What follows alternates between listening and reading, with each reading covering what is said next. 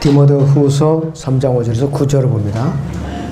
경건의 모양은 있으나 경건의 능력은 부인하리니 이런 자들에게서 돌아서라.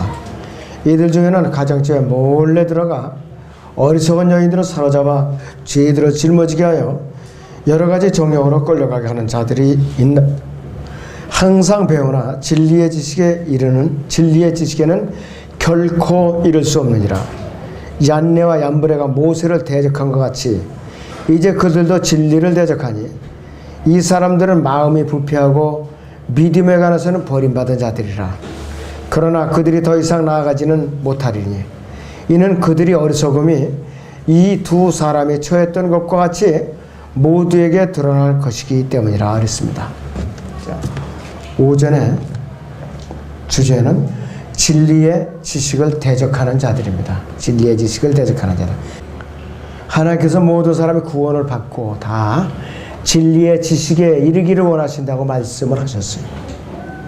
이것이 세상의 죄인들을 향한 하나님의 직접적인 뜻인데도 불구하고 모든 사람이 구원을 받는 것도 아니고 모든 사람이 진리의 지식에 이르는 것도 더더욱 아닙니다.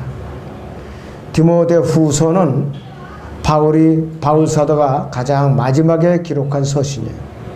그래서 사도하는 사랑하는 그 믿음의 아들 디모데에게 유언과 같은 서신이에요.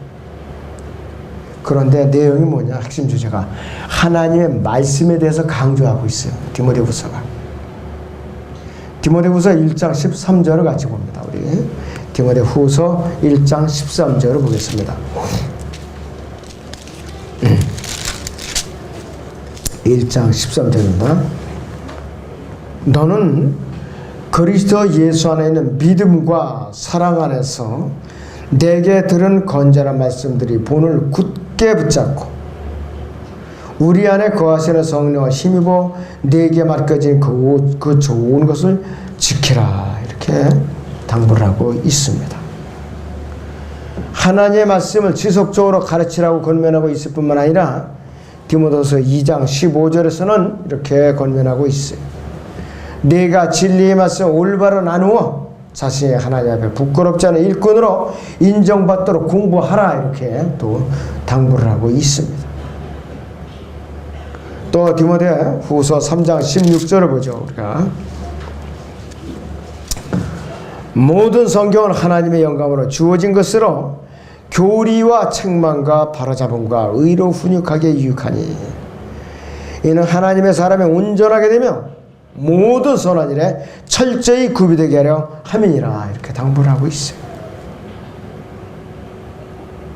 이 모든 것들은, 이 모든 말씀들은 그리스도의 군사로서 빚어짐에 있어서 반드시 필요한 말씀이고 또 훈련받는데 필수 과정들이에요. 그리스도인은 반드시 하나님의 말씀으로 성장을 해야 되고 그 말씀을 공부하는 가운데 연단을 받아서 하나님의 말씀으로 강력하게 싸워야 되는 것이에요. 그리스도의 군사로서 서는 자는 반드시 하나님의 말씀을 공부를 해야 돼요. 하나님의 말씀을 공부하지 않으면 그리스도의 군사로서 전쟁을 할 수가 없어요. 여러분들 전쟁에 나가는 군사가 훈련을 받지 않았어요. 더더군다나 무장도 안 했어요. 싸울 자격도 없죠. 요즘은 우리나라가 다행스러운 일은 그전에는 병역 기피를 하려고 그렇게 애를 썼는데 요즘은 서로 가려고 경쟁이 붙었어요. 보통 육군을 비롯해서 해병대까지 몇 대 1에서 해병대는 보통 20, 30대 1이 됐어요. 아주 좋은 증거예요. 왜? 군대 갔다 오지 않으면 취직을 할 수가 없어요. 아주 좋은 현상이 돼요. 마찬가지로 우리가 주의 군사로 쓰임 받으려면은 공부를 하는데 몇십 대 1씩 이렇게 달게 들어서 공부를 해야 되는데 안 하는 거예요, 사람들이. 이게 참 큰 일이죠. 마지막 때 가장 큰 현상이에요. 말씀을 배우겠다고 달게 들어서 해야 되는데 말씀을 배우는데 등하냐면 주님의 군사로 전혀 쓰임받을 수가 없어요. 하나님께서는 준비된 사람만을 쓰세요. 열심히 말씀을 배우고 또 준비된 사람만을 쓰시고 열심히 섬기고자 하는 사람은 이제 섬기는 일에 쓰시고 또 열심히 복음을 전하는 사람 이제 그런 마음을 가진 사람을 쓰셔요. 열심히 없는 사람은 절대로 쓰시라는 것이. 교회 안에서도 열심히 주님을 섬기고자 하는 마음바탕을 가진 사람을 써요.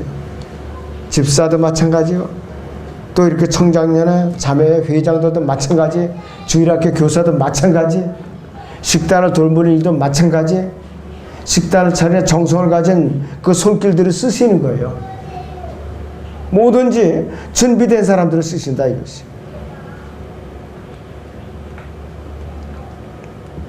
자, 그래서 주님의 군사로서 빚어지기 위해서는 말씀으로 공부해야 되는데, 설교를 듣는 것은 물론이거니와 교회 안에 여러 가지 각종 성경 공부 모임이 있죠.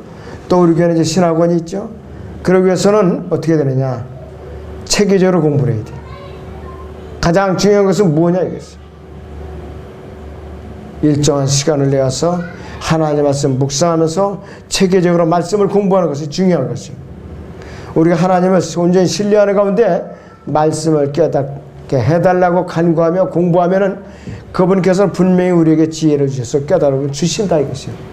처음에 우리가 성경도 없고 원서로만 되어 있고 아무 교재도 없을 때에 향상된 계시의 지식은 그 글자도 몰랐어요. 세대적 진리 도대체 뭐지? 하나님의 나라와 천국이 뭐지? 처음에 그 용어로 시작을 했어요. 전혀 아무것도 몰라가지고. 그런지 이제 배우고 나서 뿌리를 내려놓으니까 이제 남을 가르칠 수가 있게 된 것이죠. 얼마나 다행스러운 일이냐 이것이. 야고보서 1장 5절을 같이 봅니다. 야고보서 1장 5절을 보시죠. 너희 중에 누가 지혜가 부족하면 모든 사람에게 아낌없이 주시고 꾸짖지 아니하시는 하나님께 구하라. 그러면 그분께서 주실 것이라 하랬습니다. 예수님께서 약속하실 때 반드시 지키신다 이것이. 우리는 보면 진리의 지식에 이르지 못하는 사람들이 있다는 사실을 알 수가 있어요. 디모데후서 3장 5절 9절에 하나님의 직접적인 뜻이 모든 사람이 진리의 지식에 이르기를 원하시는 것인데, 그렇다면 많은 사람들이 구원을 받고 나서도 진리의 지식에 이르지 못하는 이유는 무엇인가 이것이. 바로 그들 자신에게 문제가 있기 때문이에요. 그들 자신에게. 그들은 하나님의 말씀 온전히 받아들일 준비가 되어 있지 않은 사람들이. 그렇다고 해서 그들이 말씀을 듣는데 게을리했던 사람들이 아니에요. 오히려 그들은 항상 배우는 사람들이었어요. 항상 배웠다면 당연히 어느 정도 지식에 이르어야 할 것인데, 거기에 본문 3장 7절을 보시면은 어떤 일이 벌어졌어요. 어떤 일? 디모데후서 3장 7절을 봐요. 항상 배우라 해서. 항상 배우나. 진리의 지식에는 결코 이를 수 없느니라. 강조 부사가 들어갔어요. 결코 이룰 수 없느니라. 또 야고보서 4장 3절에는 구하여도 받지 못하면 너희가 정욕에다 쓰려고 잘못 구하기 때문에 그랬어요. 하나님께 분명히 구했는데도 불구하고 받지 못했다 이것이. 왜? 그들이 정욕에 쓰려고 잘못 구하기 때문이라 이것이. 욥기 5장 7절 끝에 보니까 사람은 고생하려고 태어났다 그랬어요. 인간은 가능한 한 아주 빨리 자기를 지으신 창조주 하나님을 벗어나려고 하는 타락한 본성을 갖고 있어요. 왜? 이미 벌써 타락한 피조 세계에 태어났기 때문이라 이것이.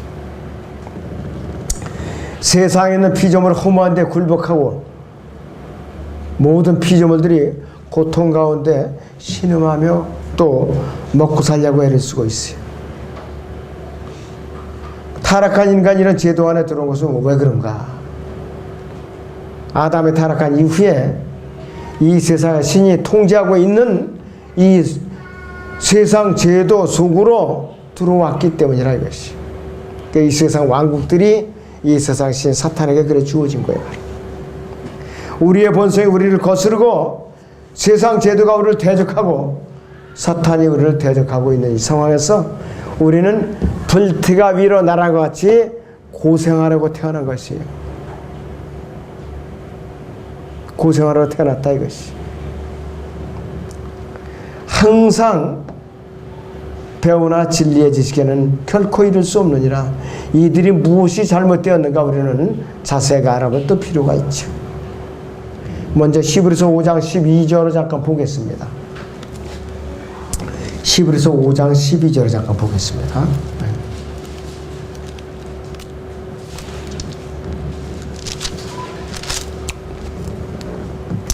그때로 보면 너희가 마땅히 선생들이 되었어야 할 터인데 이제 다시 하나님의 말씀이 기초 원리들이 무엇인지를 누군가가 너희에게 가르쳐 줘야 하느니 젖이 필요한 사람들이지 단단한 음식을 필요한 사람들은 되지 못하는도다 그랬습니다. 이들은 말씀을 들을 때 보면 마땅히 선생들이 되었어야 할 터인데 시간적으로 보면은 그들은 아직도 기초 원리들에 머물고 있어요. 말씀 훈련을 받지 않고 항상 초보적인 지식에 머물고 있기 때문이라 이랬어요. 이들은 누구보다도 하나님의 말씀을 항상 배우고 있지만은 진리 지식에 이르지 못하는 이유가 있어요. 진리를 대적하는 자들은요, 첫째는 경건의 모양만 있는 자들의 경건의 모양. 디모데 전서와 디모데 후서에서 사도 바울은 경건에 대해서 누누이 강조하고 있어요. 간략하게 정의를 하면 경건은 하나님을 닮는 것이 하나님을 닮는. 우리는 하나님을 닮아야 하기 때문에 하나님께서 거룩하신 것처럼 우리도 거룩해야 되는 것이. 하나님께서 사랑하신 것처럼 우리도 사랑을 해야 되고 하나님께서 악을 증오하신 것처럼 우리도 악을 증오해야 되고.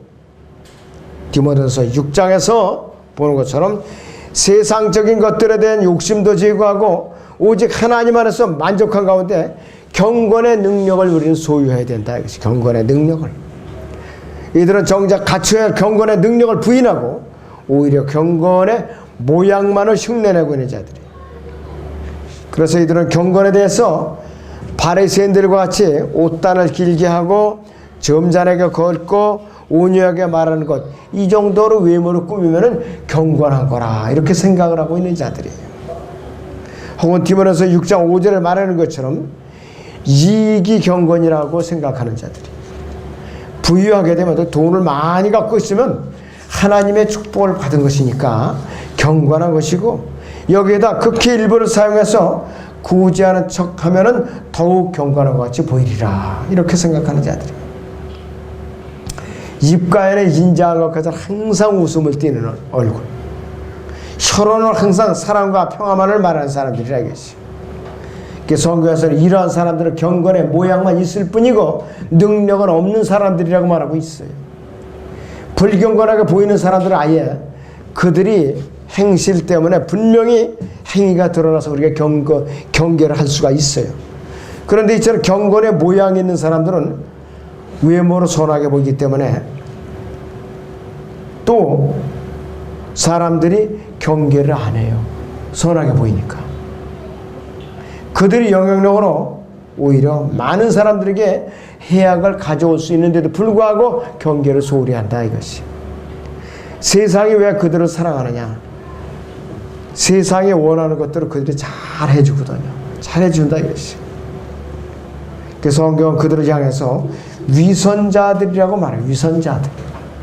마태복음 23장 15절을 봅니다. 우리가 마태복음 23장 15절을 보고 있습니다. 위선자인 서기관들과 바리새인들아 너희에게 화 있으리라. 이는 너희가 한 사람의 계정자를 얻으려고 바다와 육지를 두루 다니다가 얻고 나면 그를 너희보다 2배나 더 악한 지옥의 자식으로 만들기 때문이라 이렇게 말하고 있어요. 진리의 지식을 대적하는 두 번째 부류는 어떤 자들이냐? 죄를 자백하지도 않을 뿐만 아니라 아예 죄악에서 돌이키지 않는 자들이에요. 돌이키지도 않는 자들. 누구든지 자백하지 않은 죄를 품고 있는 한 결코 진리의 지식에 이를 수가 없어요. 디모데 후서 3장 6절을 봅니다. 본문 디모데 후서 3장 6절을 봅니다.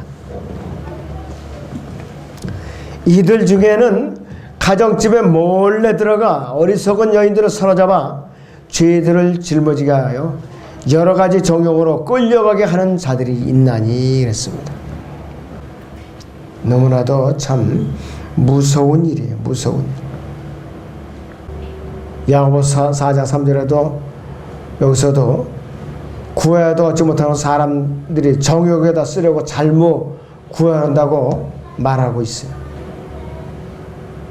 정욕을 위해서 미혹하는 자들이라 알겠어요. 하나님께서 우리 자신의 죄들이 우리와 하나님과 사이를 갖다 갈라놓는다고 이사야서 59장 2절에서 말씀하고 있어요. 그럴 때는 사도 바울은 디모데에게 어떻게 권면하고 있느냐, 이런 사항에 대해서 디모데후서 2장 22절을 보세요. 여러분들. 디모데후서 2장 22절을 봅니다.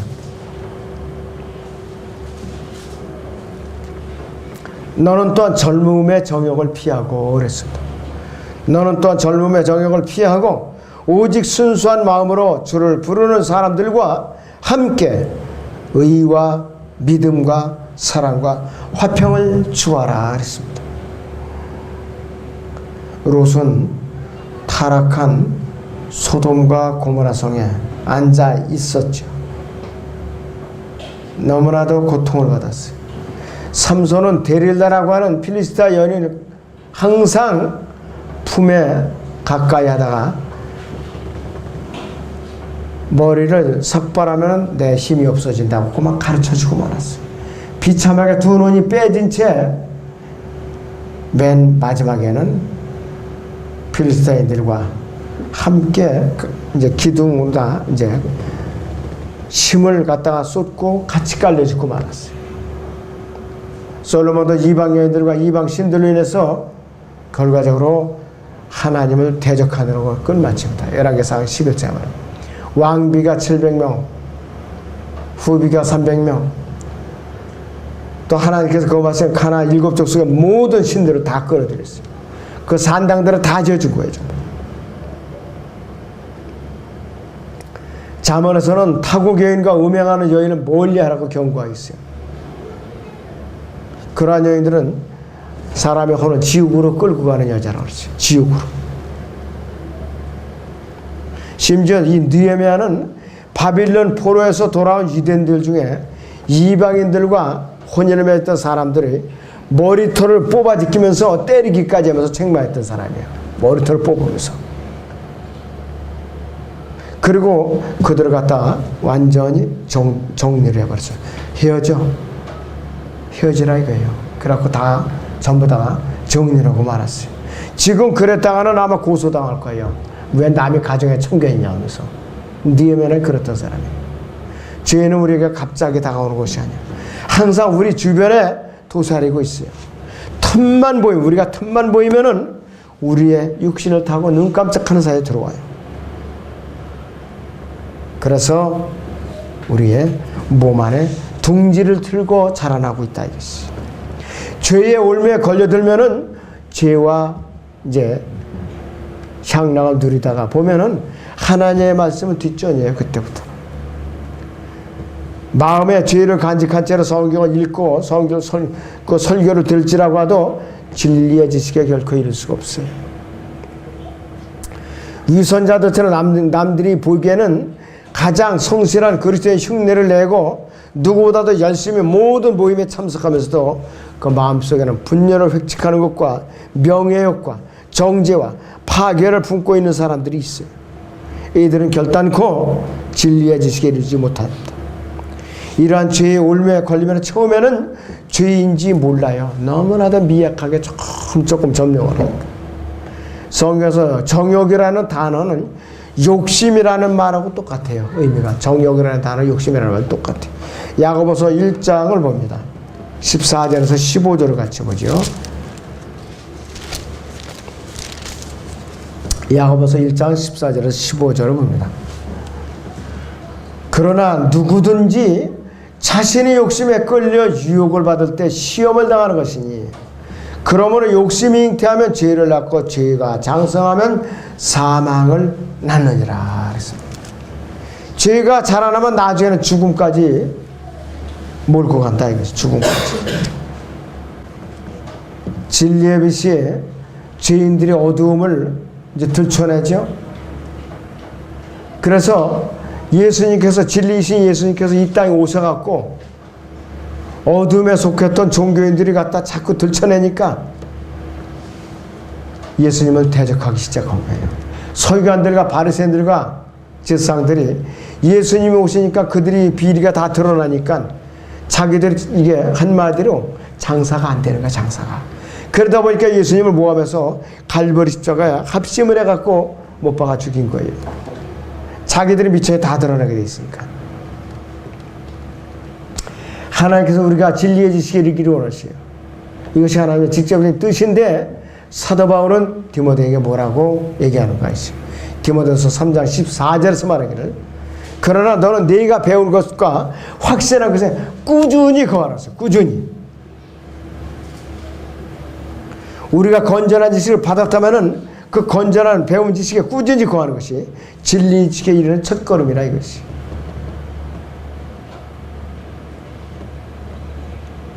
우리가 확실히 아는 것은 무엇인가 이것이. 우리는 예수 그리스도의 피의 복음을 알고 또 믿은 사람들.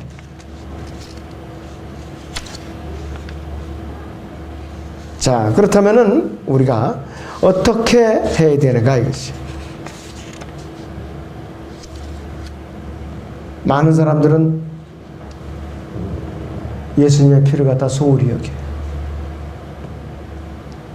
그래서 구원을 의심케 만든다 이것이. 그러나 우리는 피의 복음을 확실하게 믿었죠. 칼빈주의,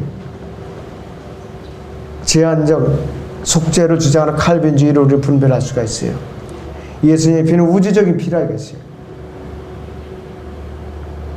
자, 그래서 우리는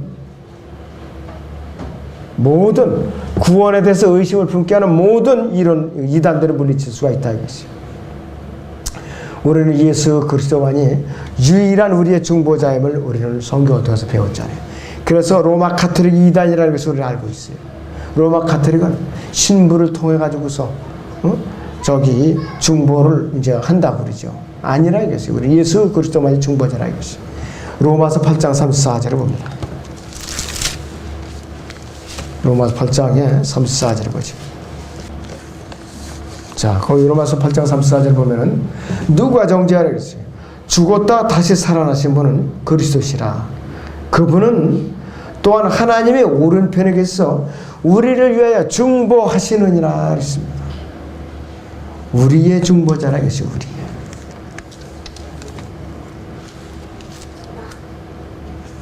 다시 히브리서 4장을 봅니다.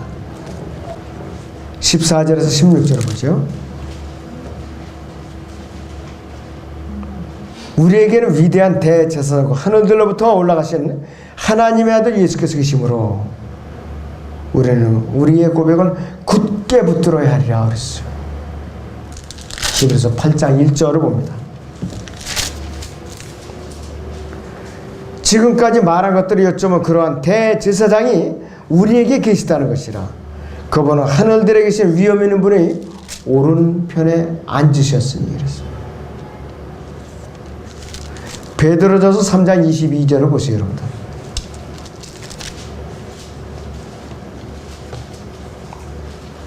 그는 하늘에 오르셔서 하나님의 오른편에 계시니 천사들과 권세들과 능력들이 그에게 순종하느니라 했습니다. 하나님의 보좌 오른편, 중보자의 자리이고 대제사장의 자리이고 변호인의 자리이고 또 거기는 삼위일체의 제2위이신 예수 그리스도께서 앞으로 왕으로서 재림하실 그 자리라 이것이고,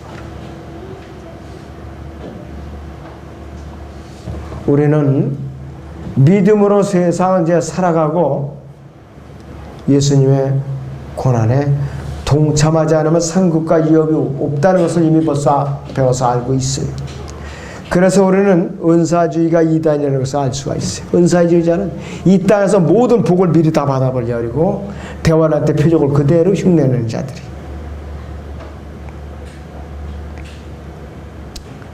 세상에서 우리 고난받는 것을 배웠고 우리는 세상과 일체하는 모든 시도가 성경적이 아니고 세상에서 성별된 삶을 살고 있기 때문에 우리에게 고난과 또 박해는 필연적으로 따라온다는 걸 우리가 안다 이것이. 골로새서 1장을 잠깐 보겠습니다. 어떤 사람이 농담을 한 것이 있어요. 철학자와 과학자에 대해서.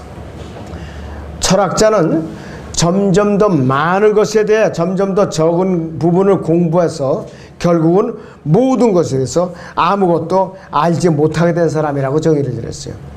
반면에 과학자에 대해서는 점점 더 적은 분야에서 점점 더 많은 것을 연구해서 결국은 어떻게 되냐? 아무것도 아닌 것에 대해서 모든 것을 아는 사람이다.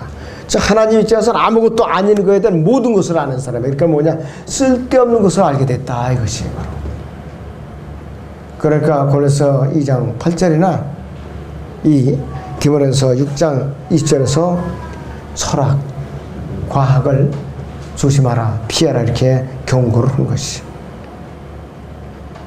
그렇기 때문에 우리는 진리의 지식을 대적하는 자들, 우리가 꿈에라도 여기에 발을 담그면 안 돼요. 만약에 내가 어느 순간에 이 찔림을 받았다, 잽싸게 우리가 발을 빼고 나올 준비를 하지 않고 살면 언제든지 발을 담글 수가 있다 이것이에요. 진리 지식을 대적하는 편에 쓰는 것은 눈 깜짝하는 사이예요. 눈 깜짝하는 사이라 이것이. 아무쪼록 여러분들이 이 말씀을 마음에 깊이 묵상하시기 바랍니다.